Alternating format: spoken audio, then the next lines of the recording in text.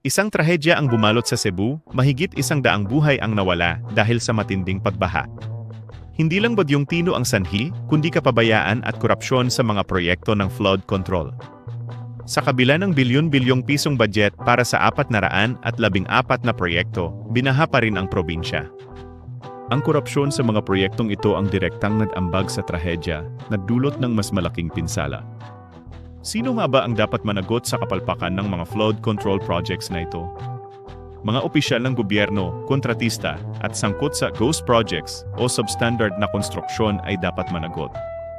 Ang korupsyon sa flood control ay may direktang epekto sa buhay ng tao at seguridad ng komunidad.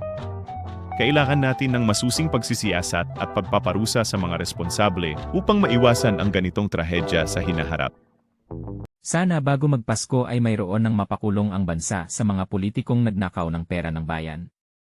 Makakapal na mga mukha ng mga politikong ito na kahit isa sa kanila ay hindi mo makitaan ng awa sa mga mahihirap nating kababayan. Karamihan sa mga mahihirap na ito ay ibinoto sila sa tiwalang sila ang mag-ahon sa kahirapan ng mamamayan.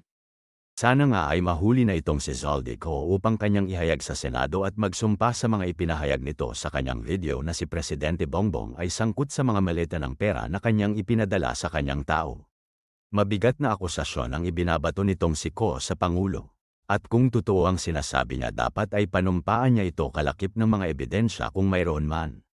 Madaling gumawa ng kwento at mag-akusa para lamang pababain ang Pangulo subalit hindi basta-basta maniniwala ang taong bayan hanggat walang matibay na ebidensya na magpapatunay na sangkot ang Pangulo sa ibinibintang ni Zaldico.